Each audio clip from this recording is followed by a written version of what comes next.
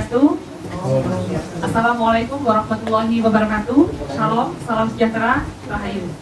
Puji syukur atas kehadiran Tuhan Yang Maha Esa pada hari ini, hari Jumat, tanggal 27 Januari tahun 2023 dengan cuaca yang sangat syahdu, hujan-hujan dingin ya. Acara ini bisa berjalan dengan baik. Dan acara kali ini yaitu aksi nyata modul 1.4 budaya positif yang akan disampaikan oleh calon guru penggerak dari SLB Negeri 2 Denpasar. Yang pertama, Ibu Luh Made Suryawati. Yang kedua, Ibu Niwayan Kartini. Yang ketiga, Ibu Niluh Made Setiawati. Dan yang keempat, Bapak Taufik Andrianto. Sebelum acara kita mulai, kita berdoa secara bersama-sama menurut dengan agama dan keyakinan masing-masing. Dimohon untuk berdiri.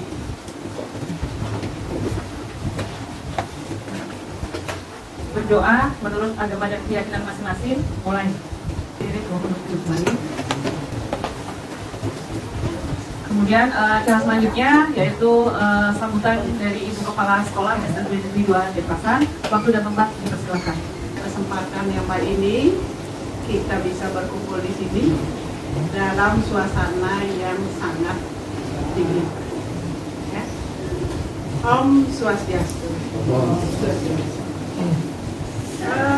Yang pertama, untuk saya pribadi, saya merasa bangga. Benar-benar bangga kita sudah memiliki 4 ya, calon guru. Dan dari awal juga sudah yang sampaikan kepada teman-teman semua agar mendaftar ya. Pertama mendaftar, masalah diterima tidak itu tergantung Bapak Ibu. Ya.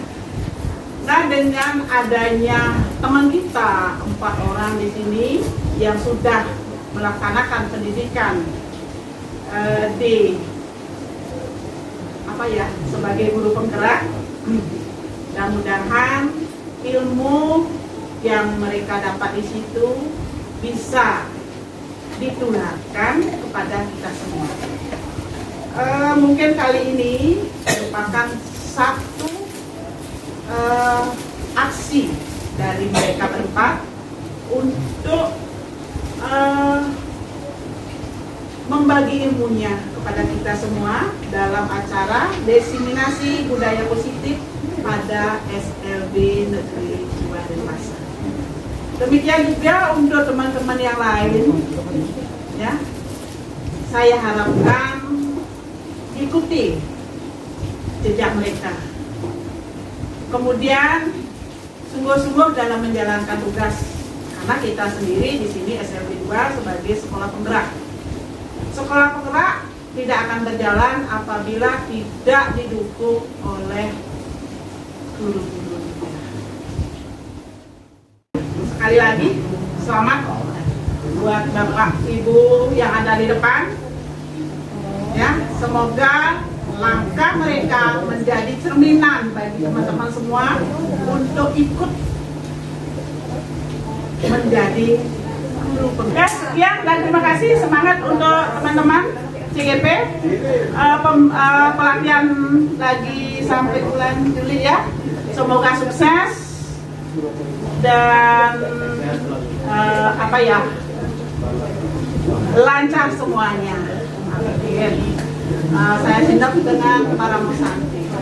Om Santi Santi Santi Om. Sekali lagi tepuk tangan buat sambutan dan teman-teman calon guru penggerak angkatan 7 dari SLB Negeri 2 Denpasar. Baiklah, tanpa berlama lagi, tadi sudah diperkenalkan CGP kita dan pemateri kita hari ini ada 4 juga yang disampaikan. Nanti yang pertama adalah dari Ibu Luh Made Suryawati, kemudian dilanjutkan oleh Pak Taufik Andrianto, kemudian Bu Niluh Made Setiawati, dan terakhir Ibu Niwayan Kartini. Kepada beliau, materi pertama dipersilahkan.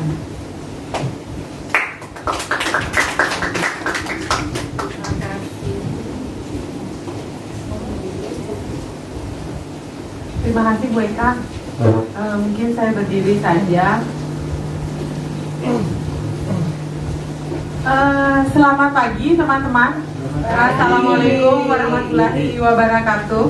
Teman-teman, Bapak Ibu yang saya hormati, hari ini saya akan berbagi tentang apa yang sudah kami pelajari di diklat CGP mengenai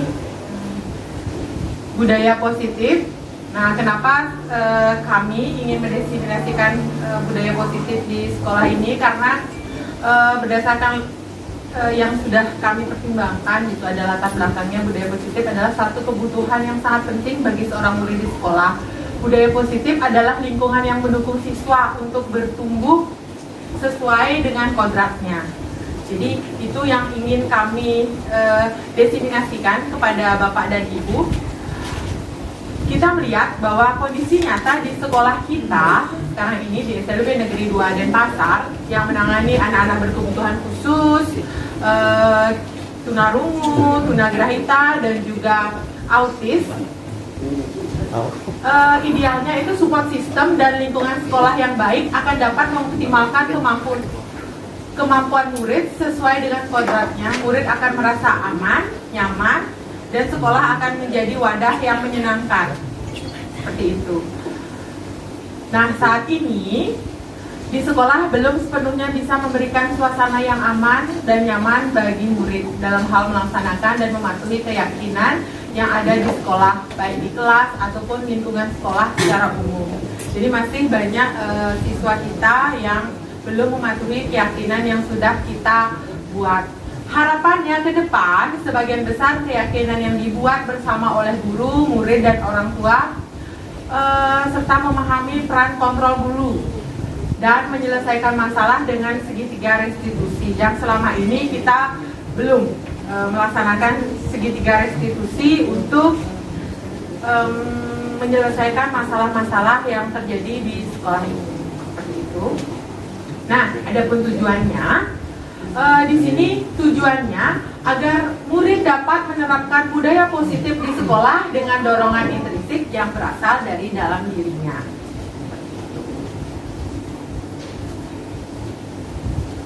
Nah, di sini untuk menerapkan itu, dukungan yang kami butuhkan adalah dukungan dari tentunya Ibu Kepala Sekolah yang sudah sangat mensupport kami untuk melaksanakan segala macam kegiatan, terutama untuk meningkatkan budaya positif di sekolah, kemudian dukungan sarana dan prasarana, sosialisasi, dan juga hal-hal lain yang bisa mendukung kegiatan ini. Nah, di sini yang sudah kami pelajari terlebih dahulu, bukan berarti kami lebih pintar, tapi kami mungkin lebih dahulu membuka pelajaran itu. Di sini ada disiplin positif dan nilai-nilai kebajikan universal. Nah, tujuannya tentang disiplin positif dan nilai-nilai universal itu adalah kita sebagai guru itu memahami makna kontrol. Karena dari paparan teori kontrol Dr. William Glasser itu sebenarnya kita masih ada sedikit miskonsepsi tentang apa sih itu budaya kontrol di kehidupan sehari-hari, dan biar nanti ada perubahan yang selama ini terjadi paradigma stimulus respon itu kepada teori kontrol nanti kita akan bahas lebih lanjut. Kemudian di sini biar juga bisa menjelaskan tentang disiplin positif, mengamati penerapannya di lingkungan sekolah, serta kaitannya teori kontrol dengan 3 motivasi perilaku manusia. Kemudian mampu memilih dan menentukan nilai-nilai kebajikan yang akan diyakini dan disepakati oleh seluruh warga sekolah. Seperti itu. Nah, sekarang sebelumnya kita akan bermain. Bapak dan Ibu, ini ada games agar kita lebih memahami teori stimulus respon dan juga kontrol. Oke, sekarang Bapak dan Ibu silahkan mencari satu orang teman, jadi berpasangan berdua.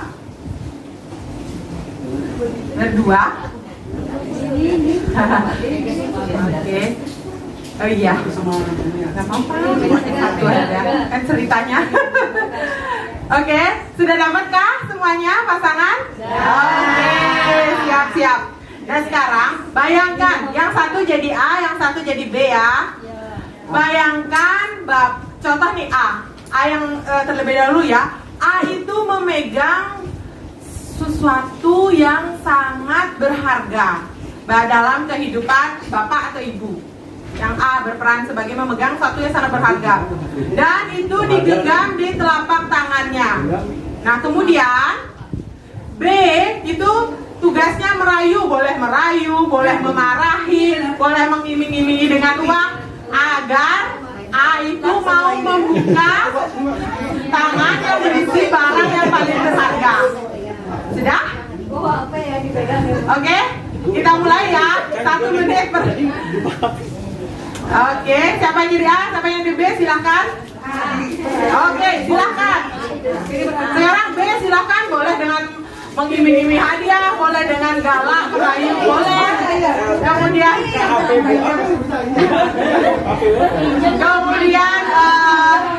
boleh dengan apa ya, dengan memarahi.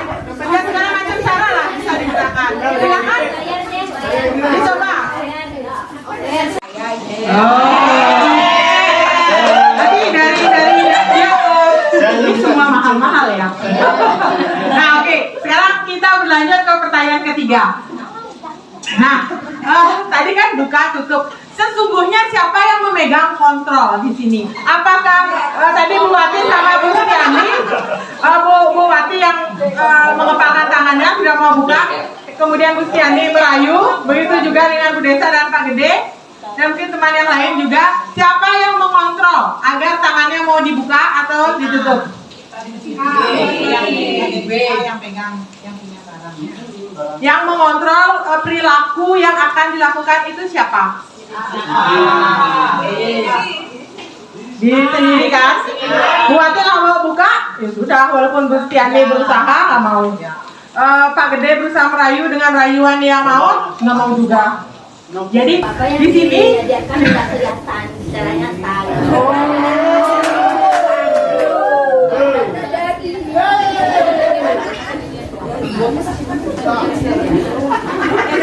Berarti Bu Wati mau membuka tangannya jika ada hadiah. Ada asapnya dia. Oke, tidak terima yang iming-iming ya, harus konkret, baiklah. Kemudian siapa lagi tadi ya yang sudah? Pak Gede sama Bu Desa. Terus siapa tadi jadi A yang tutup tangan?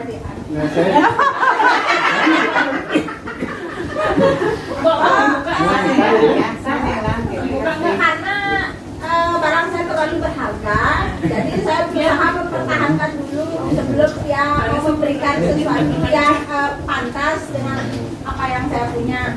Saya takutnya dia membohongi saya. Dari dia ini semua mahal-mahal ya. Nah oke, sekarang kita berlanjut ke pertanyaan ketiga. Nah, tadi kan buka tutup. Sesungguhnya siapa yang memegang kontrol di sini? Apakah tadi Bu Wati sama Bu Setiani? Bu Wati yang mengepalkan tangannya sudah mau buka, kemudian Bu Setiani merayu, begitu juga dengan Bu Desa dan Pak Gede, dan mungkin teman yang lain juga. Siapa yang mengontrol agar tangannya mau dibuka atau ditutup?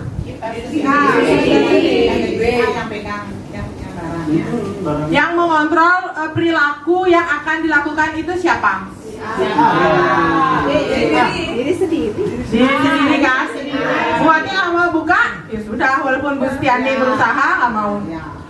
Pak Gede berusaha merayu dengan rayuan yang mau, nggak mau juga. Jadi di sini yang memegang kontrol adalah diri sendiri. Oke, kita ada gamesnya ya. Nah, sesungguhnya Bapak dan Ibu, di sini ada miskonsepsi dari Dr. William Glasser dalam bukunya Kontrol Teori itu menyatakan bahwa apakah ini juga terjadi ya dalam kehidupan kita sehari-hari sebagai seorang guru? Itu ilusi sebenarnya. Guru mengontrol murid. Itu ilusi saja bahwa kita sebenarnya guru bisa mengontrol murid melakukan segala macam, itu hanya ilusi. Kemudian ilusi bahwa semua penguatan positif efektif itu bermanfaat. Kita merayu, tadi sudah dirayu Pak Gede, merayu Bu Desa dengan segala macam cara. Ternyata tidak ya. Begitupun juga kita di kelas, kalau kita merayu mengiming-imingi siswa dengan hadiah segala macam, itu hanya mungkin sekali dua kali atau sementara saja. Dan karena itu sifatnya ilusi. Kemudian ilusi bahwa kritik membuat orang merasa bersalah dan dapat menguatkan karakter. Ternyata kritik, misal kita mengkritik siswa, kamu kenapa seperti itu, bajunya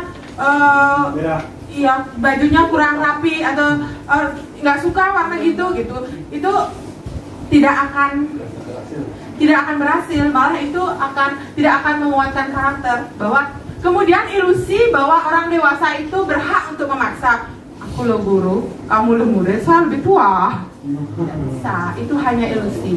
Nah, bagaimana seorang bisa berubah dari paradigma stimulus respon kepada pendekatan teori kontrol? Itu menurut Stephen R. Covey, bahwa bila kita ingin membuat kemajuan, sedikit-sedikit ubahlah sikap atau perilaku Anda. Jadi di sini jika ingin melakukan kemajuan atau perubahan seperti Bu Wati sama Bu Desa tadi, yang harus berubah kan Bu Wati sama Bu Desa, entah itu mau terbuka atau tertutup, kan perubahannya pada diri sendiri. Kita tidak bisa Bu Stiani sama Pak Gede tidak bisa merubah Bu Wati dengan apa yang sesuai dengan keinginannya. Namun bila kita ingin memperbaiki cara-cara utama kita, maka kita perlu mengubah kerangka acuan kita. Ubahlah bagaimana Anda melihat dunia, bagaimana Anda berpikir tentang manusia, ubahlah paradigma Anda, skema pemahaman dan penjelasan aspek-aspek tertentu tentang realitas. Seperti itu. Nah, ini perbedaannya stimulus respon.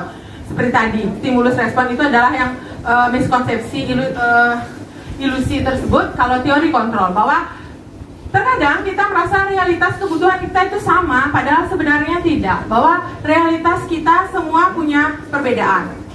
Semua orang melihat hal yang sama. Tidak, itu teori stimulus respon. Kemudian setiap orang itu sebenarnya memiliki gambaran yang berbeda tentang perspektif tentang sesuatu. Kemudian kita mencoba mengubah orang agar berpandangan sama dengan kita. Tidak, bahwa kitalah yang berusaha memahami pandangan orang lain tentang dunia. Perilaku buruk dilihat sebagai suatu kesalahan.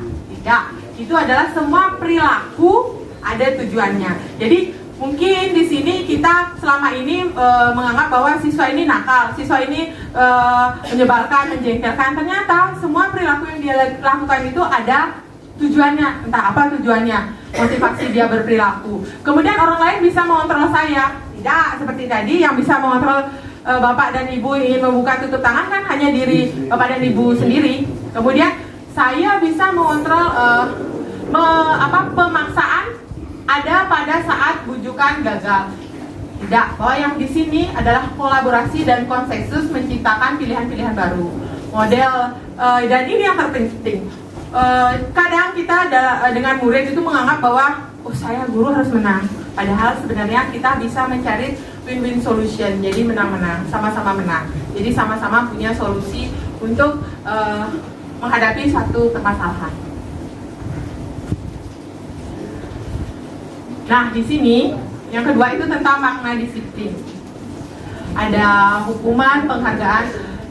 Apa sih yang sebenarnya mendasari seorang berperilaku disiplin? Ada yang tadi kan mau nggak gini disiplin ini dapat hadiah ini, mau nggak ini, awas loh kalau tidak nanti kadang ada hukuman. Ada yang memang dari diri sendiri. Oke. Sebenarnya Bapak dan Ibu, makna dari disiplin itu adalah sebenarnya di mana ada kemerdekaan, disitulah harus ada disiplin yang kuat. Jadi kemerdekaan itu artinya setiap individu ingin melakukan sesuatu itu berasal dari dalam dirinya. Contohnya siswa datang atau kita sendiri datang tepat waktu ke sekolah. Tidak akan ada orang yang bisa merubah kita kecuali keinginan kita sendiri. Jadi itu yang sebenarnya terjadi. Kalau kita sudah ingin, pasti kita akan mendisiplinkan diri kita. Tidak mungkin orang lain yang merubah kita. Sesungguhnya disiplin itu bersifat self-disiplin, yaitu kita sendiri yang mewajibkan kita dengan sekeras-kerasnya, tetapi itu sama saja. Sebab jikalau kita tidak cakap melakukan self-disiplin, maka wajiblah penguasa lain mendisiplinkan diri kita. Nah, sekarang apakah kaitan antara teori kontrol dengan motivasi perilaku manusia? Coba sekarang kalau misalkan seperti tadi, orang ingin mengontrol dirinya. Dalam teori kontrol yang tadi, apa yang mendasari motivasinya? Seperti tadi ada yang hadiah, ada yang hukuman, ada yang memang dari kesadaran diri sendiri. Oke? Nah, di sini sekarang kita lanjut ke nilai kebajikan universal. Nilai kebajikan universal itu apa? Sebenarnya kalau kita memotivasi diri kita, mengontrol diri kita, kan kita ingin melakukan suatu kebajikan-kebajikan yang dianggap kebenaran yang sifatnya umum. Itu nilai kebajikan universal itu adalah nilai kebajikan yang disepakati bersama, lepas dari suku, bangsa, agama, bahasa maupun latar belakangnya. Nah, teori tadi itu membuat kita selalu melakukan suatu kebajikan yang sifatnya universal. Jadi bukan berarti kita tidak melihat agama, tidak melihat suku, jadi yang sifatnya general. Jadi semua menganggap itu ada. Kemudian bahwa setiap perbuatan memiliki suatu tujuan. Dan selanjutnya Janet Gosen mengemukakan bahwa dengan mengaitkan nilai-nilai kebajikan yang diyakini oleh seorang, maka motivasi intrinsiknya akan terbangun sehingga menggerakkan motivasi dari dalam untuk dapat mencapai tujuan yang diinginkan. Jadi sebenarnya seseorang itu berperilaku, dia punya tujuan. Tujuan itu adalah hal-hal yang pasti dianggap secara umum baik. Jadi itu sifatnya kebajikan universal. Dan motivasinya itu terkuat adalah dari dalam diri. Nilai-nilai kebajikan universal itu seperti apa ya? Seperti sekarang kita ajar, ada profil pelajar Pancasila, ada primary years program, ada 9 pilar karakter, kemudian petunjuk seumur hidup dan keterampilan hidup, kemudian the Virtues Project atau proyek nilai-nilai kebajikan.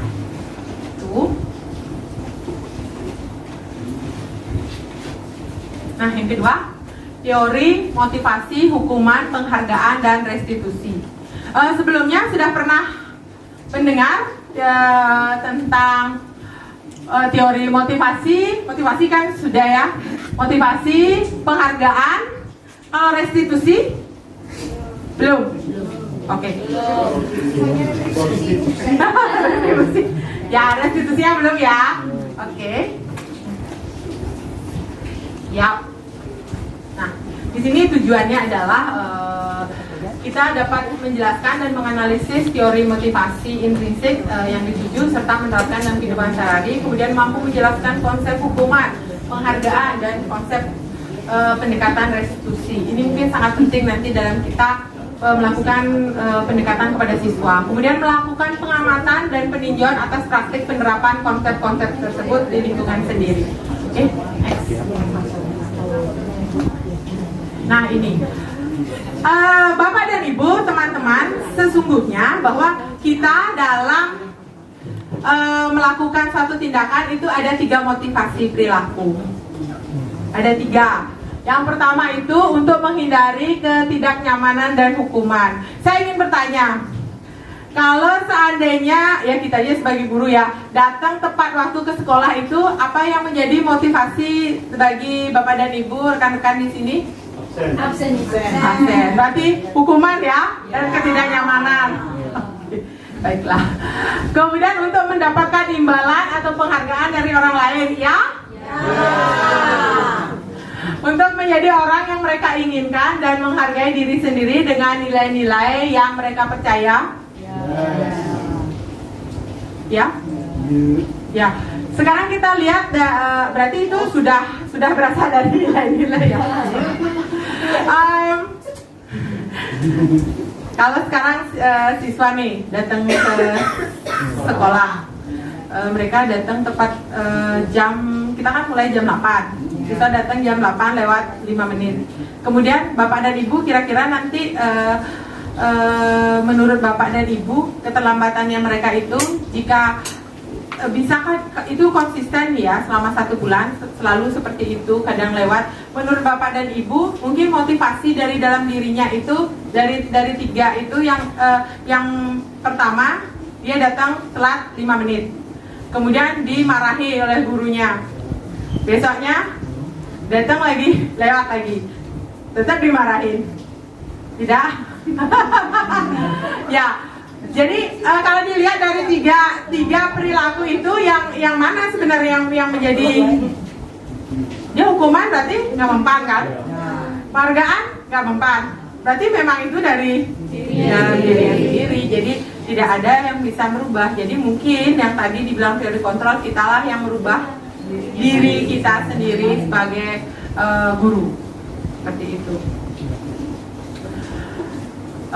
Di sini ada hukuman, konsekuensi, penghargaan, dan restitusi. Nah tadi, apa sih beda antara hukuman, penghargaan, dan restitusi? Nah di sini saya jelaskan. Restitusi adalah proses menciptakan kondisi bagi murid untuk memperbaiki kesalahan mereka, sehingga mereka bisa kembali pada kelompok mereka dengan karakter yang lebih kuat. Artinya walaupun mereka salah, tetapi nanti dia akan memperbaikinya dan dia tidak minder lagi dia untuk masuk ke kelompoknya. Bahkan nanti karakternya akan lebih kuat.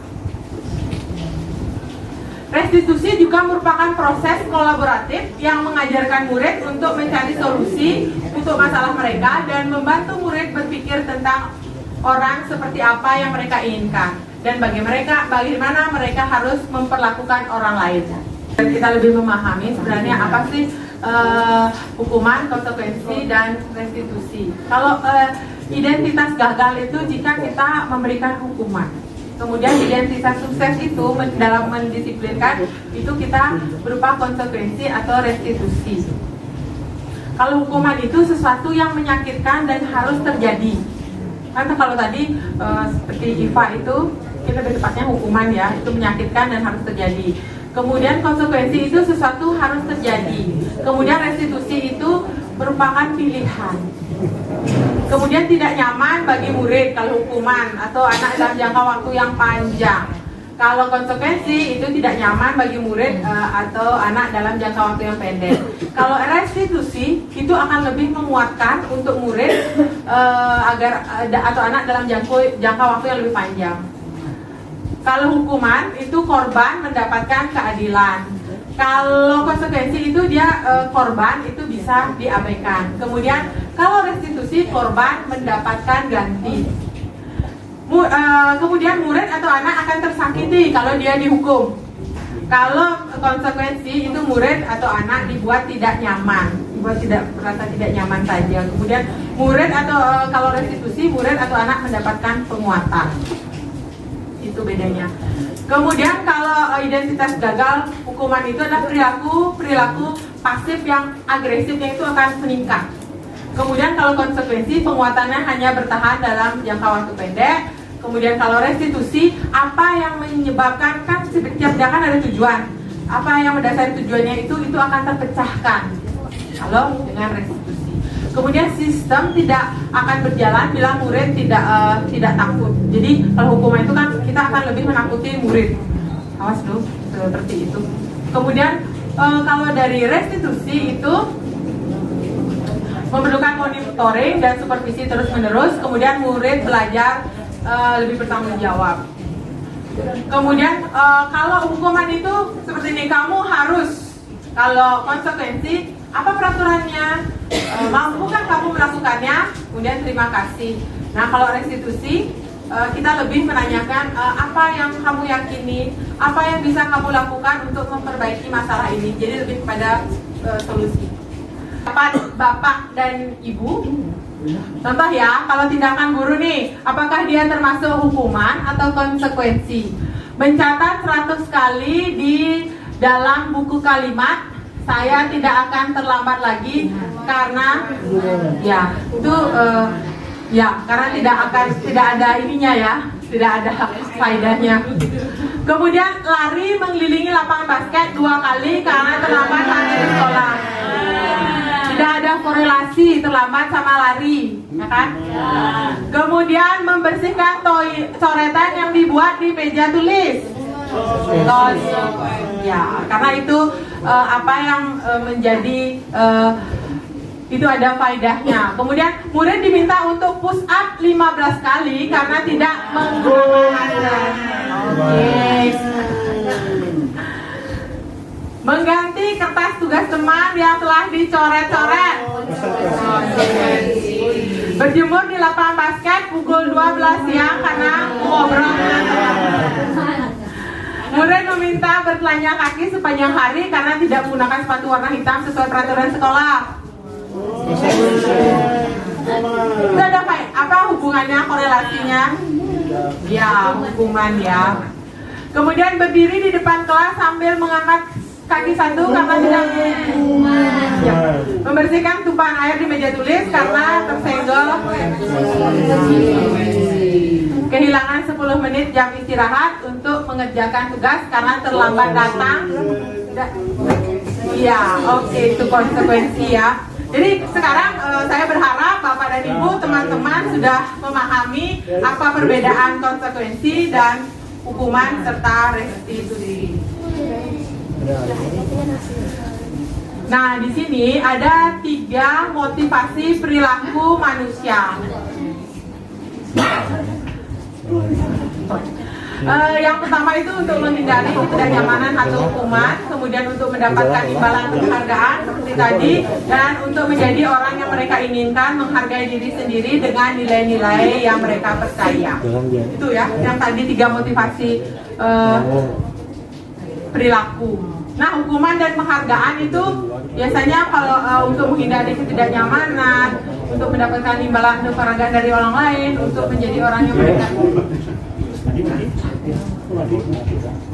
ya, itu 3 motivasi kenapa mereka mungkin sudah tadi ya mereka melakukan. Dan di sini peran kita sebagai guru itu akan memilih teori kontrol yang mana yang akan kita pilih untuk apakah sesuai tadi stimulus kontrol atau teori kontrol. Oke, selanjutnya akan dilanjutkan oleh pemateri kedua, Pak Taufik. Silahkan Pak.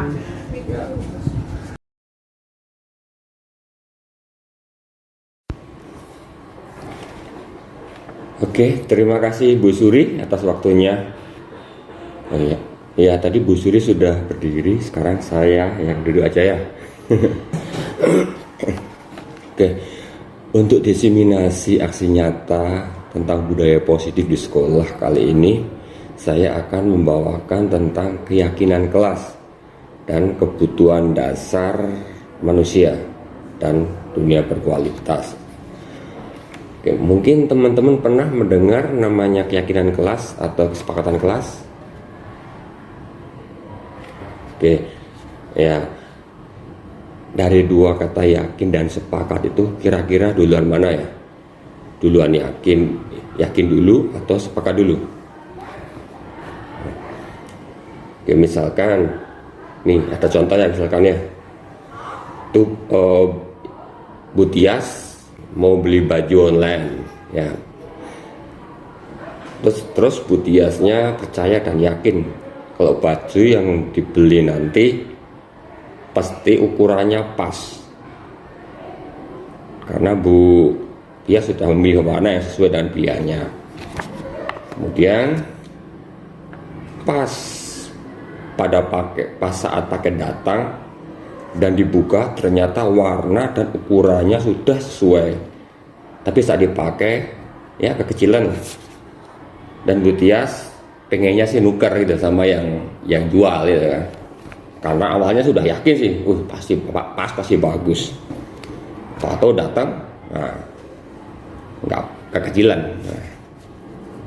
Nah, kalau umumnya atau biasanya itu kan kalau di toko-toko itu kan biasanya barang sudah dibeli tidak dapat ditukar atau dikembalikan lagi kan gitu biasanya. Nah kemudian Mbak Tias rencananya mau menukar dan tanya ke penjualnya, bisa nggak Pak ditukar? Chat tuh. Akhirnya ya karena nggak bisa ditukar ya akhirnya dipakai sama Mbak Tias. Biar kekecilan tapi ya gimana lagi, kecewa pasti kan, orang dibeli mahal nggak muat lagi ya kan, nah, karena udah terlalu percaya. Kemudian ini lagi nih, tadi kan Mbak Tias tuh sekarang Mbak Sheila ya.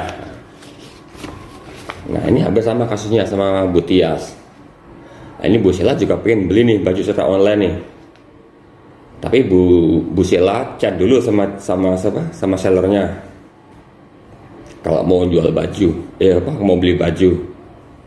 Karena Bu Sheila tuh antara yakin dan nggak yakin ya. Ini pas nggak ya? Ini tak pakai ya. Muat atau enggak ya? Dengan ukuran yang tertera di situ ada M, L, sekian. Nah, M-nya atau L-nya cewek, cowok tuh sama enggak kan? Nah, masih agak ragu, akhirnya ngecat di situ. Nah, Bu Sheila tanyalah sama penjualnya, misalkan kebesaran atau kekecilan bajunya bisa nggak ditukar? Ya namanya online kan nggak bisa dicoba. Seperti kita beli baju di mall atau di Matahari itu kan bisa dicoba tuh. Nah, online kan ya kira-kira aja lah. Kadang ukurannya M-nya ini sama M-nya konveksi tempat ini kan kadang beda, L-nya juga beda ukurannya, size-nya ya kadang. Ya. Terus habis tanya Bu Sheila-nya tanya, nah, yang jual bilang boleh Bu, boleh ditukar. Ntar kalau nggak mau bisa ditukar kok, yang besar atau yang kecil bisa tukar, tapi ongkirnya ibu yang tanggung kan gitu kan. Ya setelah mendengar itu kan Bu Sheila yakin tuh, pasti yakin. Akhirnya beli dah langsung order lah tuh barangnya. Dan benar saja, pas barang datang bajunya agak kebesaran sih, besaran dikit ya. Dan Bu Sheila mau nuker bajunya sama sellernya. Wah ini kan kemarin udah sepakat nih kemarin, boleh ditukar. Nah, akhirnya maulah ditukar, tapi akhirnya dipikir-pikir, cuma kebesaran sedikit sih, tapi kalau masih muas sih, tapi kalau saya kirim lagi mau tak tukar, saya nanggung ongkirnya kemarinnya. Akhirnya ya udahlah, pakai aja dah, cuman besaran dikit aja, besok kan juga pas juga. Nah, dari contoh tadi, kira-kira kita ya harus yakin dulu atau sepakat dulu? Nah, sepakat dulu kan, ya, sepakat dulu baru yakin. Seperti Bu Sheila tuh, jika ada masalah, yaitu kalau seperti Bu Sheila itu kan udah sepakat dulu baru yakin. Dan nanti kalau di belakang ada masalah, yaitu namanya konsekuensi. Mau dibalikin, bisa dibalikin, tapi bayar ongkirnya bayar ongkir. Mau dipakai agak kegedean ya, tapi masih muat lah. Nah, dari situ sama halnya kita waktu membuat keyakinan kelas atau keyakinan sekolah, kita harus membuat kesepakatan dengan warga kelas. Siapa sih warga kelas itu? Itu kan ada guru dan siswa ya. Nah, kalau keyakinan sekolah ya seluruh warga sekolah, seperti guru, kepala sekolah, murid, orang tua, nah, seperti itu. Sekarang saya akan membacakan tentang keyakinan kelas dan tahap-tahap pembentukannya. Oke.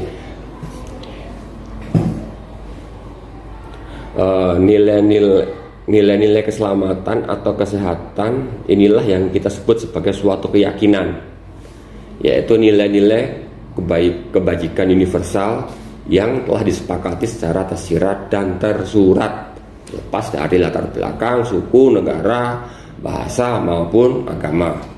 Kemudian nilai-nilai kebajikan menekankan pada keyakinan seseorang akan lebih memotivasi seseorang dari dalam. Seseorang akan lebih tergerak dan bersemangat untuk menjalankan suatu keyakinannya daripada hanya sekedar mengikuti serangkaian peraturan tertulis tanpa makna.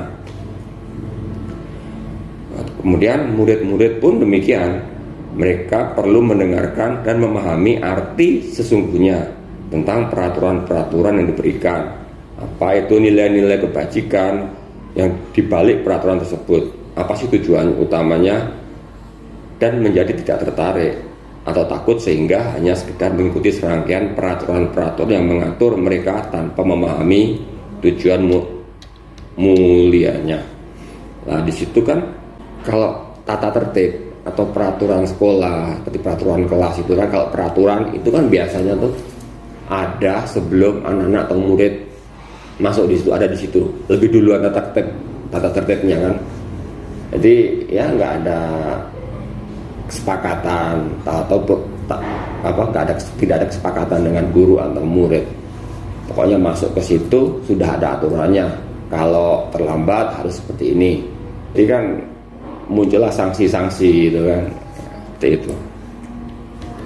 Kemudian untuk pembentukan keyakinan kelas.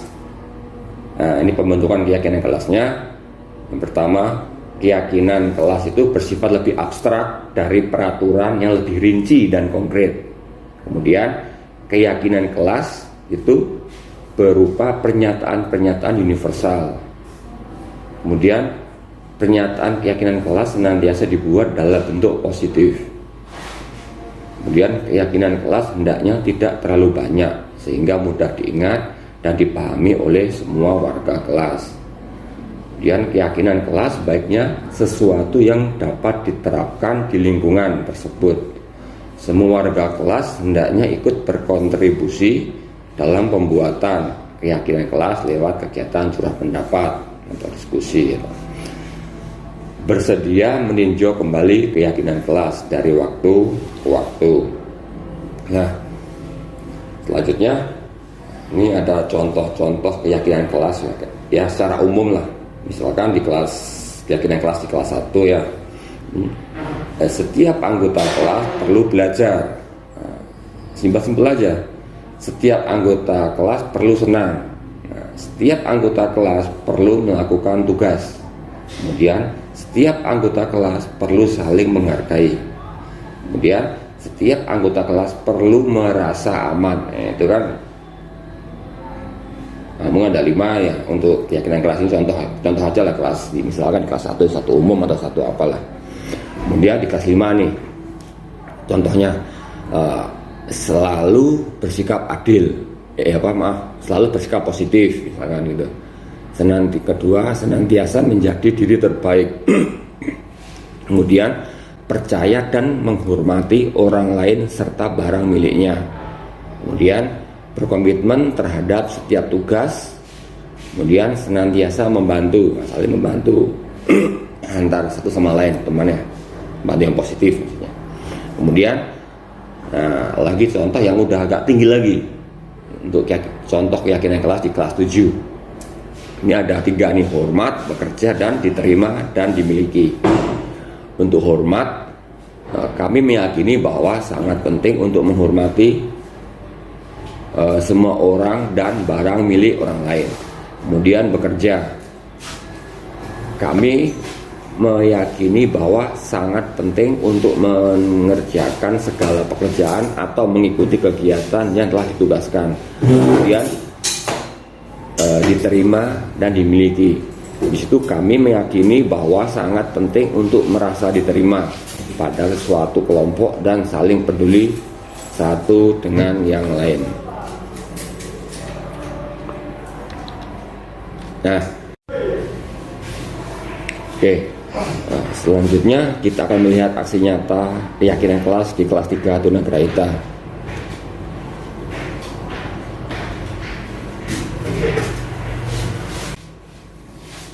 Dari video tadi dapat dilihat tahap-tahap pembuatan keyakinan kelas. Saya mencoba bertanya keyakinan mereka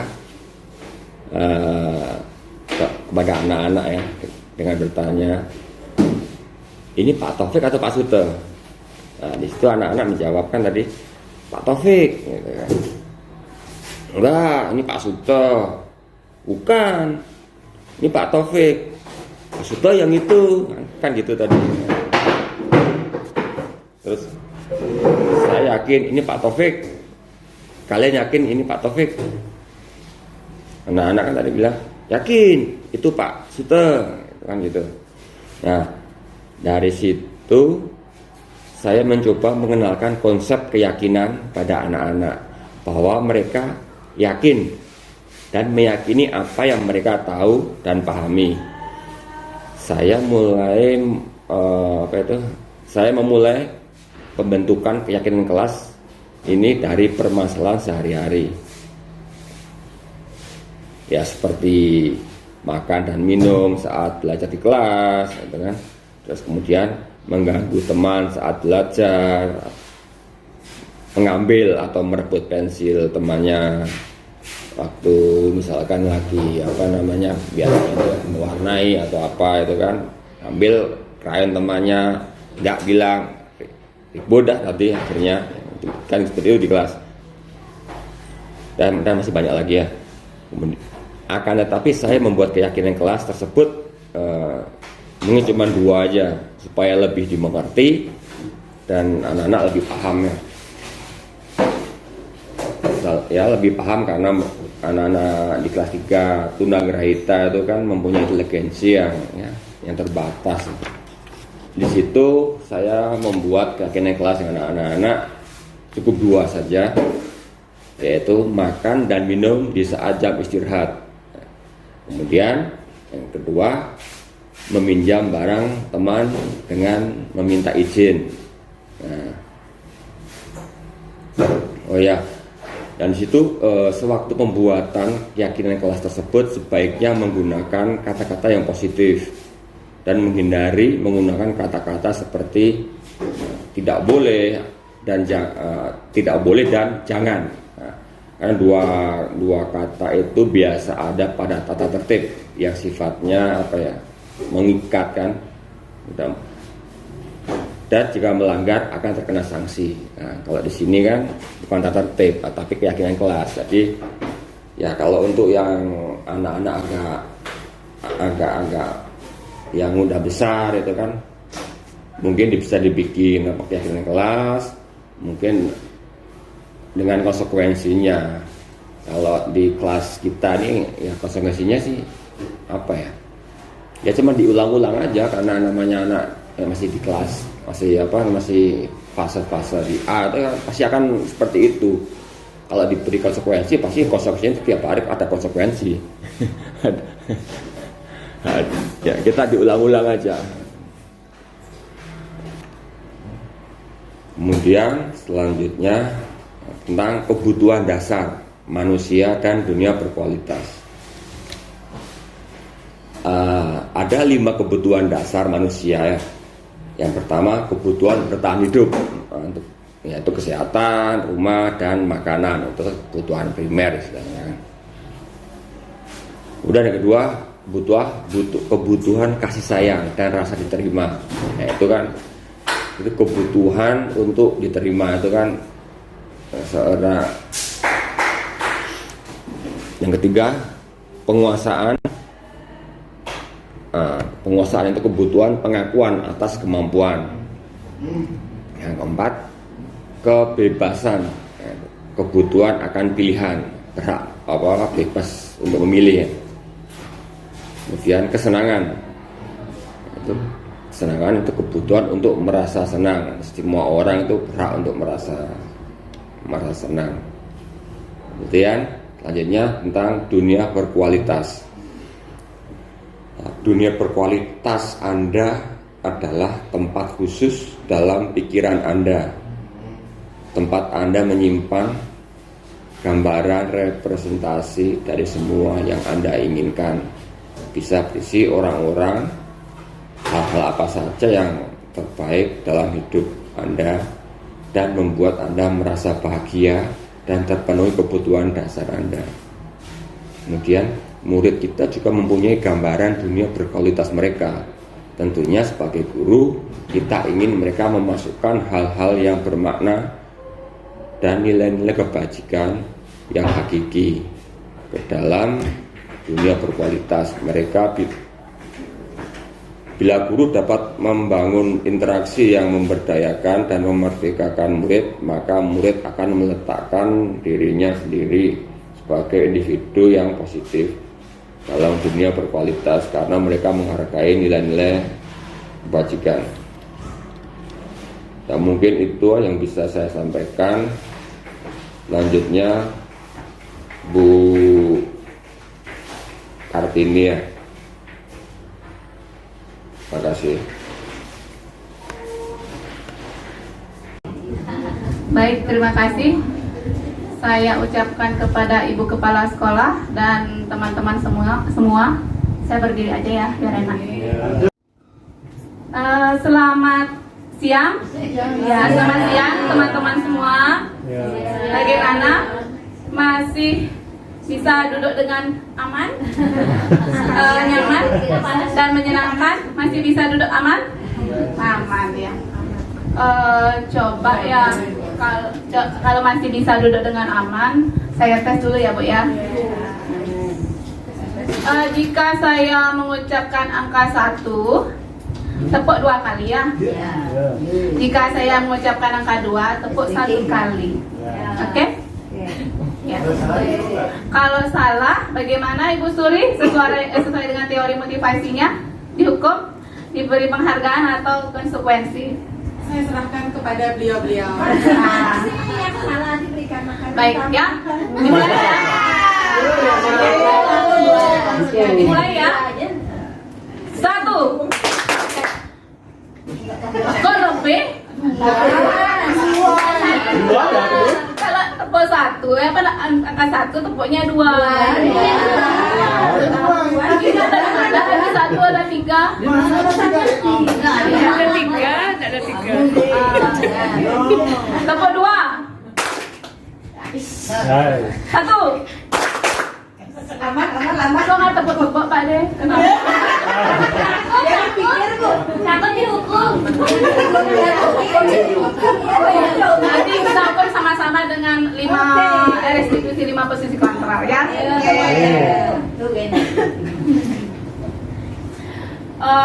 Oke. Terima kasih ya kepada teman-teman semua sudah hadir dalam meluangkan waktunya untuk hadir dalam Desiminasi ini. Hari ini saya akan melanjutkan pemaparan tentang bagian materi budaya positif, yaitu restitusi 5 posisi kontrol ya. Nah, di dalam membiasakan budaya positif ya, di dalam membiasakan budaya positif itu kita harus membentuk disiplin positif terlebih dahulu. Bagaimana cara membentuk disiplin positif? Dan tujuannya apa? Tujuannya yaitu untuk memotivasi murid-murid, untuk motivasi murid agar mereka menjadi apa yang mereka inginkan, kemudian harapan-harapan apa yang mereka inginkan, dan menjadi menjadi murid yang mandiri dan bertanggung jawab. Terima kasih teman. Sebagai contoh ya, sebenarnya kebiasaan budaya positif ini kita sudah terapkan setiap pagi di lapangan ya bersama anak-anak ya. Nah, awal kita membentukkan budaya positif itu membutuhkan waktu yang agak lama. Mulai dari bagaimana respon anak-anak pada saat kita minta anak-anak berdiri di lapangan, kemudian mengikuti senam otak ya, seperti itu. Ada beberapa anak yang tidak mengikuti kegiatan positif tersebut. Ada yang menangis, kemudian ada yang di dalam kelas yang Ada yang di dalam kelas diam ya, baru ditanya kenapa tidak ikut, ya ibu saya sakit perut, tapi kenyataan dia tidak sakit perut, berbohong. Menghadapi anak dalam pelanggaran tersebut, kita bisa menggunakan restitusi 5 posisi kontrol. Ya, 5 restitusi 5 posisi kontrol. 5 posisi kontrol adalah proses perjalanan seorang pendidik agar dapat mengenali dirinya. Di sini dalam arti kita sebagai pendidik, kita harus mengenali diri kita sendiri dulu, kemudian mengenali diri anak-anak, ya, mengenali diri anak-anak untuk mengontrol sikap mereka dalam melakukan perbuatan tersebut dengan membangun nilai-nilai positif atau nilai-nilai kebijakan universal yang sudah disampaikan oleh Ibu Sudiwati. Bagaimana cara kita membangunkan nilai-nilai tersebut dalam diri kita, diri murid juga? Bagaimana caranya? Sebelum kita melangkah berikutnya, tujuannya dulu ya. Tujuan 5 posisi kontrol adalah menerapkan disiplin positif yang berpihak pada murid, berpihak pada murid atau berpusat pada murid, memerdekakan murid dan menjadikan murid yang mandiri dan bertanggung jawab sesuai dengan profil pelajar Pancasila serta visi misi dari sekolah. Ibu tahu apa isi dari profil pelajar Pancasila? Mungkin bisa dibantu.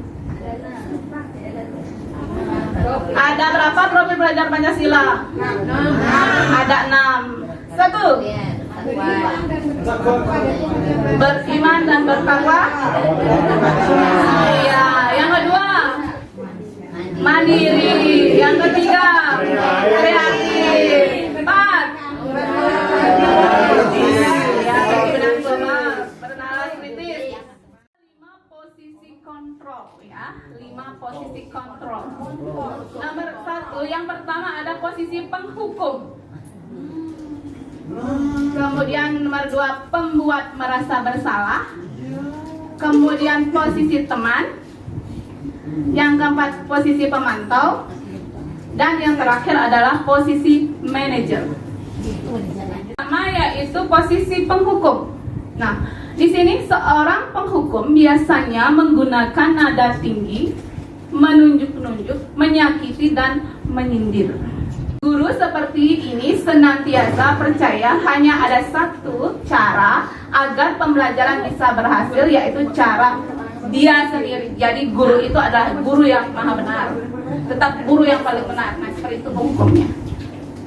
Nah, di sini motivasi yang muncul adalah motivasi ekstrinsik. Mengapa demikian?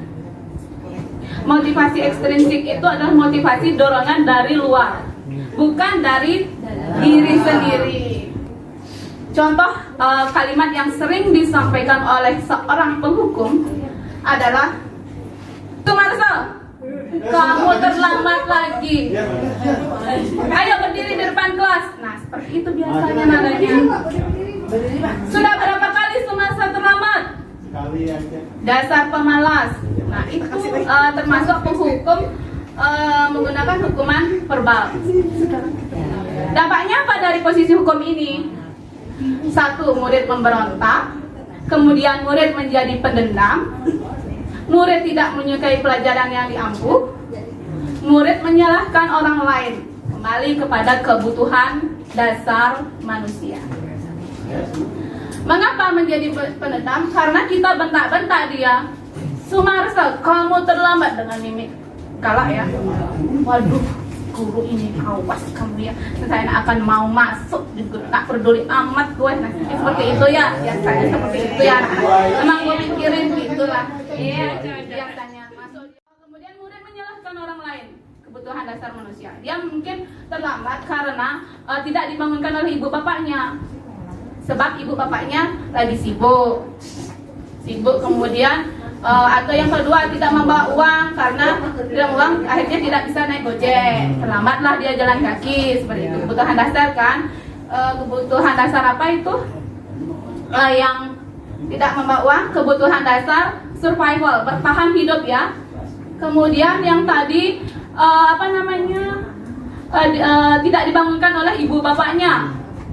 itu merupakan kebutuhan dasar kasih sayang. Jadi ibu bapaknya tidak memperdulikan apakah anaknya sekolah atau udah bangun atau belum, biarin aja seperti itu. Jadi kurang kasih sayang. Nah akhirnya seperti inilah dia murid menjalankan orang lain seperti orang di rumah, kemudian bisa kalau di sekolah gurunya.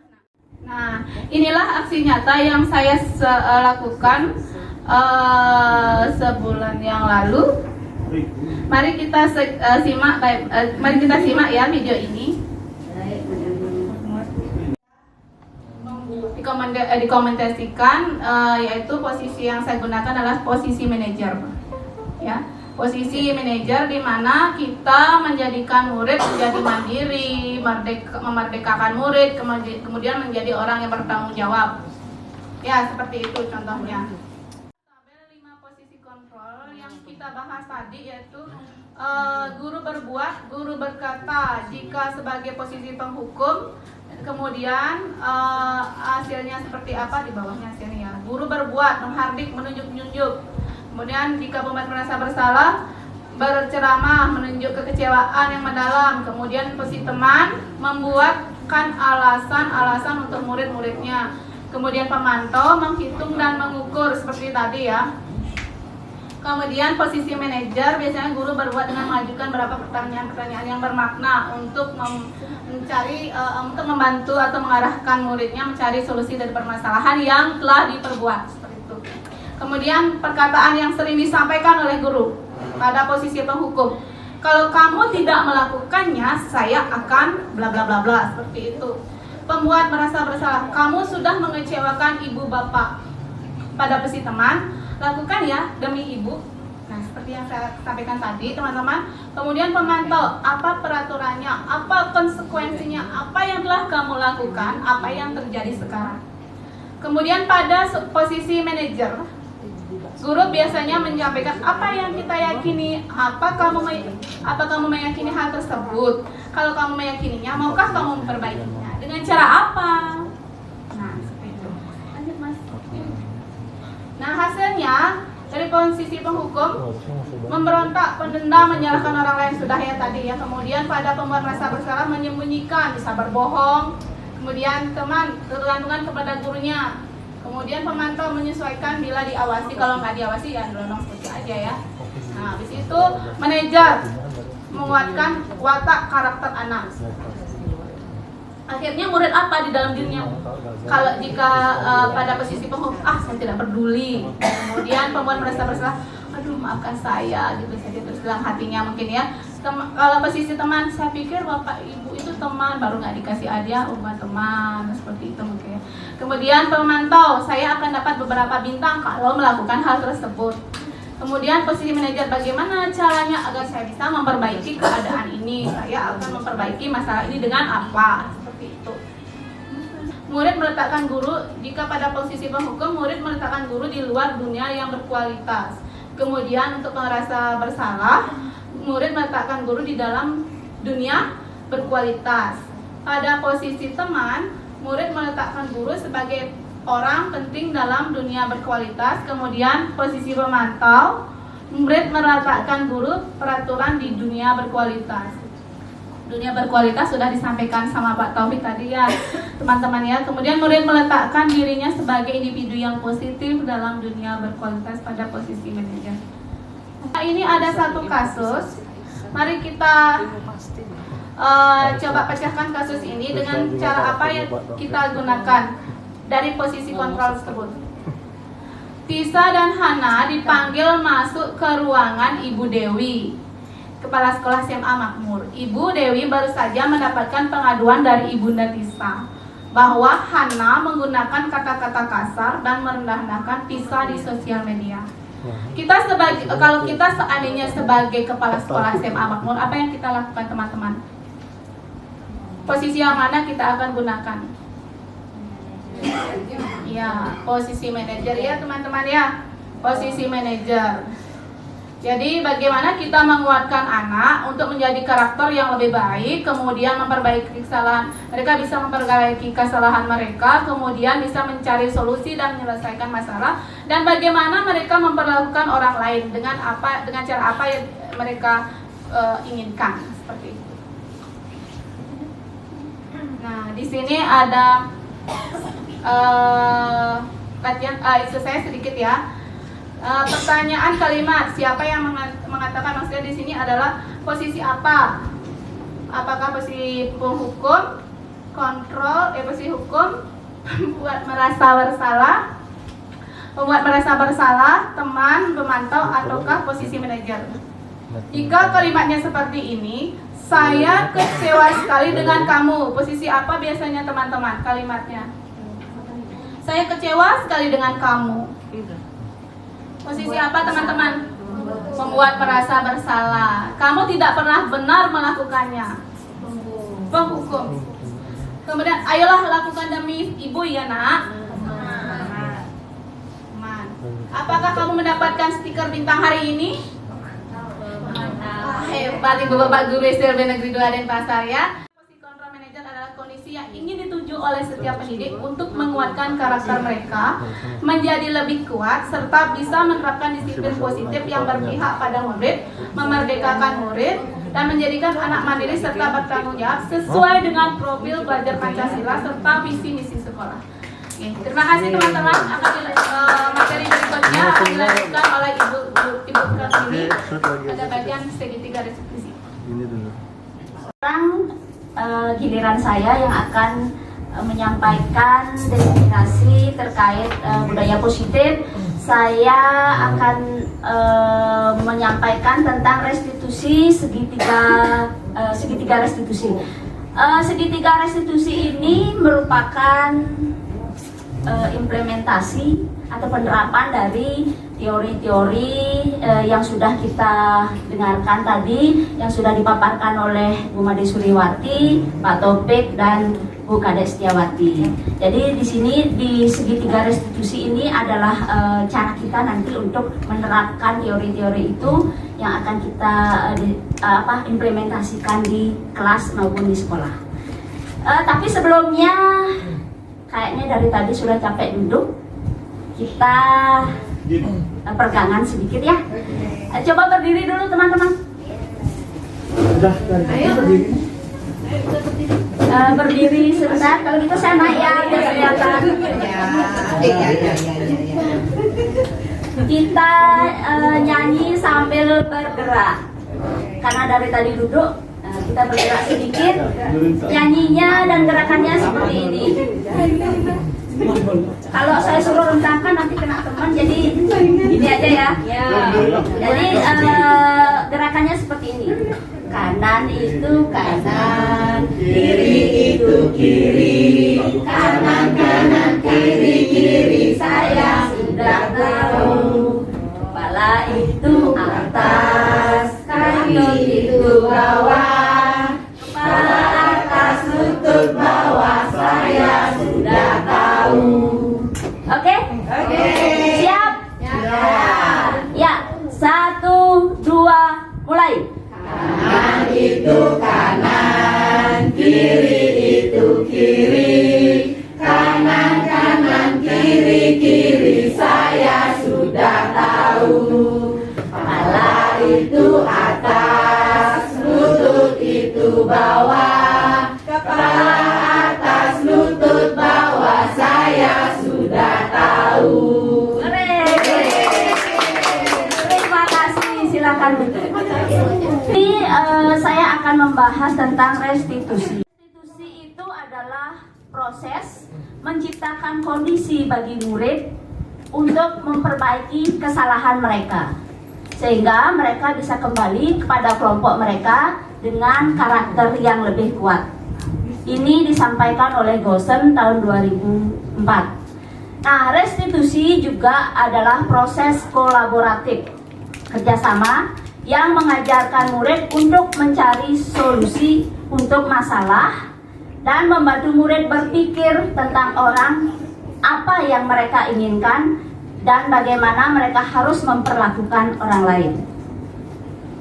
Nah, melalui restitusi, ketika murid berbuat salah, guru akan menanggapi dengan cara yang memungkinkan murid untuk membuat evaluasi diri tentang apa yang dapat mereka lakukan untuk memperbaiki kesalahan mereka dan mendapatkan kembali harga dirinya. Selama ini kalau kita menghadapi murid bermasalah, apa yang kita lakukan?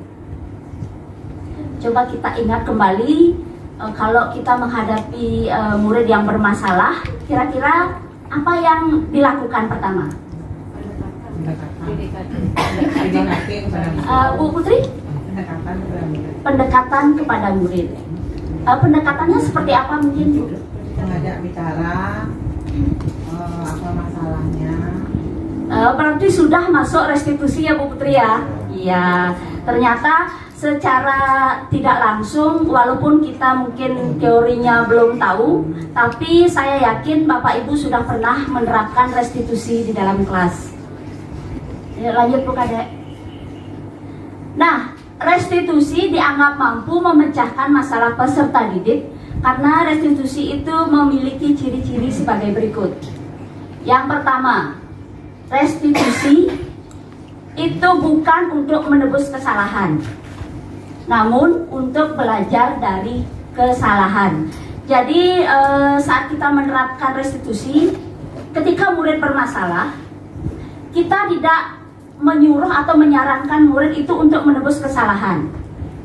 Kamu sudah berbuat ini, harusnya kamu untuk menebus kesalahanmu kamu harus begitu. Jadi tidak begitu. Jadi di sini yang kita lebih tekankan itu adalah murid untuk belajar dari kesalahannya. Ya. Dan yang kedua, ciri yang kedua, restitusi itu memperbaiki hubungan. Nah, di dalam restitusi, ketika murid mengetahui apa itu permasalahannya dan bagaimana orang juga kalau dihadapi permasalahan begitu, dia juga akan bisa menemukan solusi, sehingga hubungan antara dia berbuat salah dengan orang yang mungkin diajak bermasalah itu hubungannya akan lebih baik. Jadi tidak akan merasa tertekan. Jadi sama-sama enak, menang dan menang. Jadi yang melakukan kesalahan juga merasa menang, dan yang menjadi korban juga merasa menang. Jadi hubungannya akan lebih baik. Yang ketiga, restitusi adalah tawaran, bukan paksaan. Jadi di dalam restitusi itu murid yang mencari solusi. Jadi kan mereka tidak akan merasa terpaksa. Jadi solusi dari masalah yang mereka hadapi akan mereka temukan sendiri, tapi dengan tuntunan dari guru tentunya. Apalagi untuk anak-anak berkebutuhan khusus, agak susah kalau mereka dibiarkan sendiri menemukan solusi atas masalah yang mereka hadapi. Jadi peran kita sebagai guru adalah menuntun, membantu murid menemukan solusi. Di restitusi itu ada tahapan-tahapan yang bisa kita lakukan untuk menyelesaikan masalah yang siswa hadapi. Nah, setelah kita mengetahui tentang apa itu restitusi, tentunya kita akan melakukan berbagai cara yang di sini dikemukakan oleh Diana Goosen dalam bukunya Restructuring School Discipline. Bahasa Inggris saya kurang bagus. Telah merancang sebuah tahapan untuk memudahkan para guru atau orang tua dalam melakukan proses untuk menyiapkan anaknya untuk melakukan restitusi yang disebut dengan segitiga restitusi. Yang kedua, menstabilkan identitas bertujuan untuk mengubah identitas anak dari orang yang gagal karena melakukan kesalahan menjadi orang yang sukses. Ketika anak bermasalah, kita panggil, awalnya pasti dia merasa gagal kan, jadi orang yang gagal. Aduh, saya sudah berbuat salah, Bu Guru pasti marah, dia takut. Nah, di menstabilkan identitas ini, bagaimana kita membuat murid itu merasa bahwa kesalahan itu adalah motivasi untuk terus belajar. berdasarkan prinsip setiap perilaku berupaya untuk memenuhi suatu kebutuhan. Jadi setiap tindakan itu kan pasti karena ingin memenuhi kebutuhan. Nah, kalimat yang bisa kita ucapkan di sini adalah kamu pasti punya alasan mengapa kamu melakukan itu. Padahal kamu bisa melakukan yang lebih buruk dari ini loh. Kamu patut bangga karena telah melindungi sesuatu yang membuatmu merasa penting gitu. Itu kayaknya terpotong kalimat saya. Kamu patut bangga karena telah melindungi sesuatu yang penting buatmu. Sekarang tanyakan keyakinannya. Ini berdasarkan prinsip teori kontrol bahwa pada dasarnya kita termotivasi secara intrinsik. Keyakinan itu kan sesuatu yang dari dalam diri, yang kita yakini, nilai-nilai dari dalam diri, nilai kebajikan yang kita yakini itu benar. Kita tanyakan kembali ke anak-anak di sini di tahap menanyakan keyakinan. Kalimat yang bisa diterapkan yaitu apa kira-kira kamu masih ingat nggak apa keyakinan kelas kita? Terus nilai-nilai apa yang telah kita sepakati bersama? Seperti apa gambaran sebuah kelas yang ideal menurut kamu? Atau kamu ingin menjadi orang yang seperti apa? Nah, seperti itu.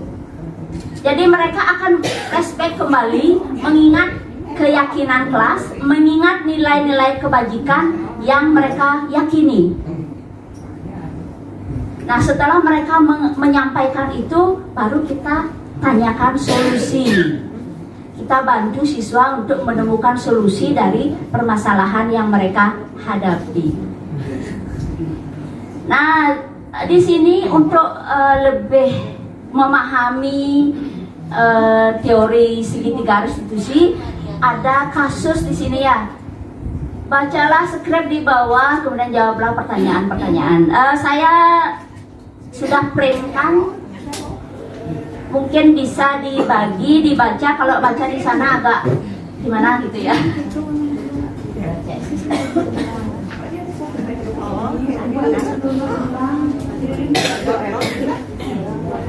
Silakan sambil saya bacakan ya. Mario dan Adi merupakan murid kelas 8 di SMP Tunas.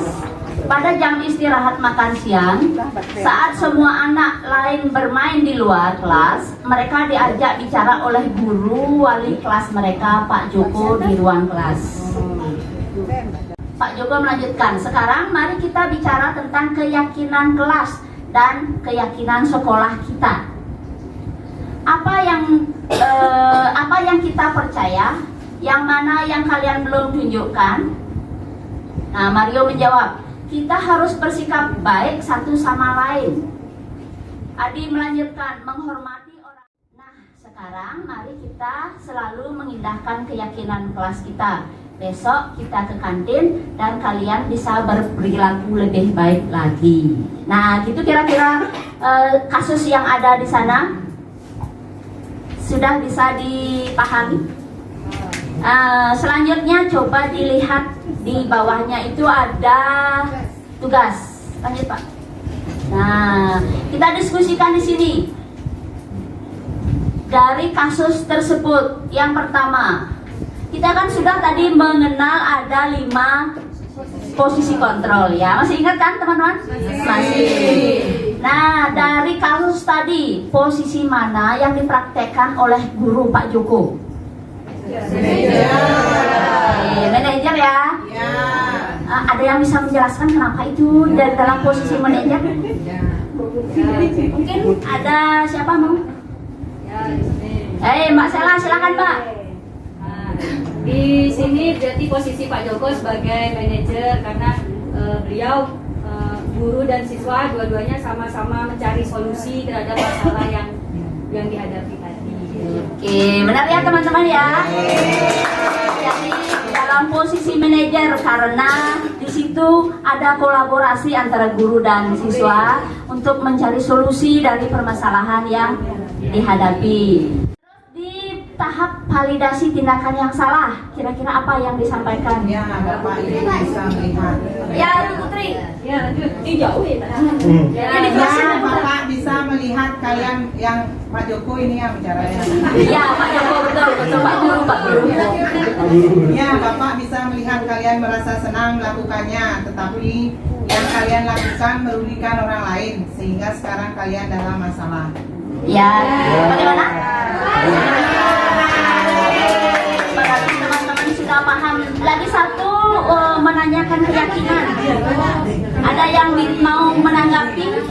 Kira-kira di menanyakan keyakinan apa yang dikatakan Pak Joko? Sekarang mari kita sekarang mari kita bicara tentang keyakinan kelas dan keyakinan sekolah kita, apa yang kita percaya, yang mana yang kalian belum tunjukkan. Kita harus bersikap baik satu sama lain. Iya. Terima kasih teman-teman, berarti sudah menyimak ya apa yang saya sampaikan. Seperti itu kira-kira apa cara kita, strategi kita untuk menghadapi anak didik kita yang bermasalah. Jadi dengan menggunakan tahapan segitiga restitusi.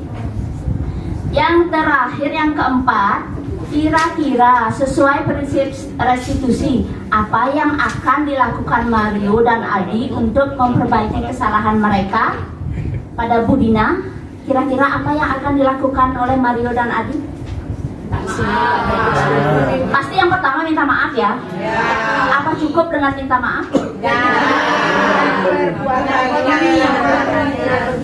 Tentunya akan menunjukkan karakter yang lebih baik ya, dengan ya melakukan tindakan yang lebih baik tentunya ya, memperbaiki kesalahan, memperbaiki diri ya. Ketika di kantin ya tidak main lempar-lemparan lagi ya. Jadi itu semua akan muncul dari dalam diri, motivasi intrinsik.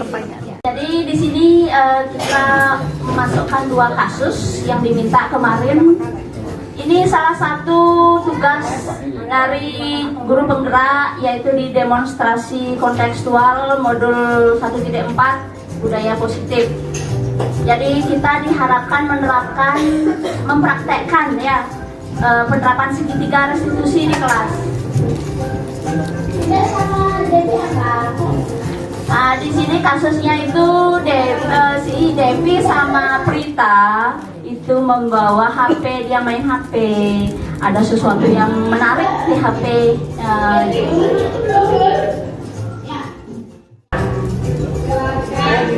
Coba disimak ya, coba dilihat nanti tahapan-tahapannya yang mana termasuk menstabilkan identitas, yang mana masuk memvalidasi ya, validasi tindakan yang salah, mana yang termasuk menanyakan keyakinan.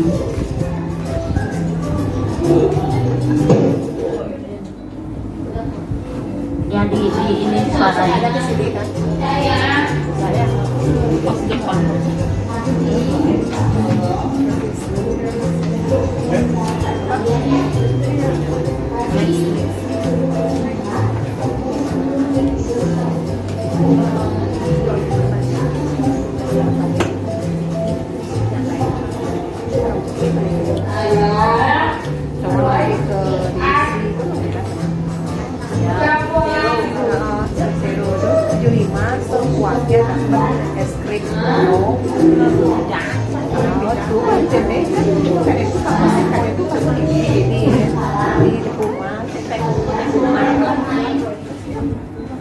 Nah, mungkin satu kasus saja ya. Di sini ada 2 kasus, tapi nanti mungkin tiang sharing biar bisa dilihat. Kita bahas satu kasus saja. Ini refleksi ya. Belakang.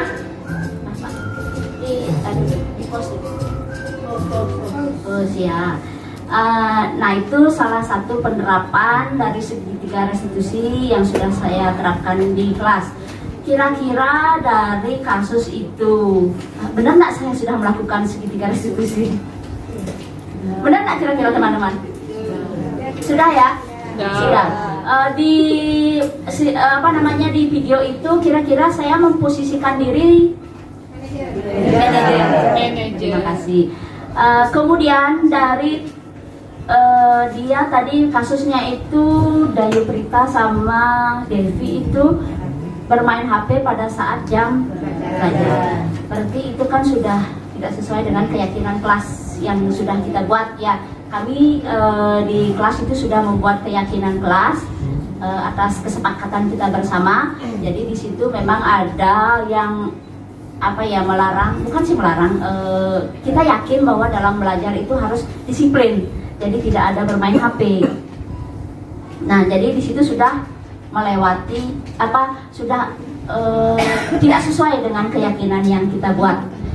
Nah, dalam kasus itu kira-kira kebutuhan dasar apa yang mau mereka penuhi? Apa Mbak? Iya, benar ya, rasa senang ya, karena mereka tertarik senang melihat TikTok. Iya. Nah, dalam kasus itu proses tahap menstabilkan identitas, kira-kira apa yang sudah saya katakan ke anak-anak? Tadi menstabilkan identitas. Saya berkata, mungkin nggak terlalu ini ya menyimak videonya ya. Iya, ibu juga senang. Iya, saya berkata ibu juga senang main TikTok, ibu juga senang nonton HP. Iya, jadi kan sudah stabil, dia tidak merasa gagal lagi. Ya.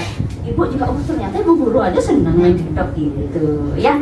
Nah, itu tahap menstabilkan identitas. Terus tahap validasi tindakan yang salah. Apa yang kira-kira tadi saya ucapkan pada tahap validasi tindakan yang salah? Kamu bisa, sepertinya kamu bisa membuat TikTok yang lebih bagus. Nah, itu. Ya, jadi validasi tindakan yang salah sudah kita tahu bahwa bermain HP itu di kelas itu tidak bagus, tapi kita validasi itu menjadi sesuatu yang bisa memotivasi mereka. Kamu bisa kok membuat TikTok yang lebih bagus dari itu. Nah, terus menanyakan keyakinan. Masih ingat nggak dengan keyakinan kelas yang sudah kita buat, gitu kan? Nah, tentunya mereka akan flashback kembali melihat keyakinan kelas.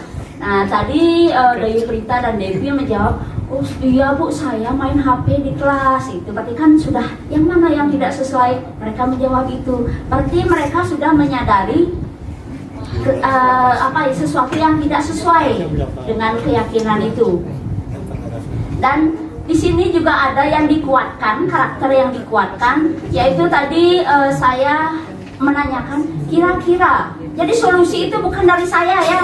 Solusi itu kita gali dari anak sendiri. Kira-kira untuk mengatasi masalah ini biar tidak main HP di kelas, apa yang bisa kamu lakukan? Jadi tidak serta-merta saya besok hari ini jangan dibawa, taruh di rumah. Saya tidak mengusulkan seperti itu, tapi saya menanyakan kira-kira apa yang bisa kamu lakukan, kan seperti itu. Nah, Devi, siapa tadi Prita menjawab HP saya kasih ibu. Terus Devi, HP saya taruh di rumah. Nah, berarti kan itu dari dalam dirinya, bukan dari saya yang mengusulkan. Nah, itu biasanya itu namanya motivasi intrinsik. Jadi itu muncul dari dalam hati, tidak ada paksaan, dan itu akan penguatannya akan lebih panjang. Mereka akan sadar sendiri. Jadi tidak perlu kita memaksa. Ya. Seperti itu kira-kira Bapak Ibu yang bisa saya sampaikan tentang segitiga restitusi. Mungkin lanjut dengan sesi tanya jawab ya. Kalau dari materi dari awal sampai akhir ada yang mau ditanyakan, silahkan raise hand. Silahkan, ada yang mau bertanya? Ya silahkan Mbak Dias. Saya mau tanya nih Bu. Boleh ya. Tadi kan disampaikan, saya nanya apakah keyakinan keyakinan kelas itu sama dengan peraturan kelas. Itu aja sih, saya masih bertanya-tanya, mungkin bisa lebih diperjelas. Itu aja. Mbak Sela?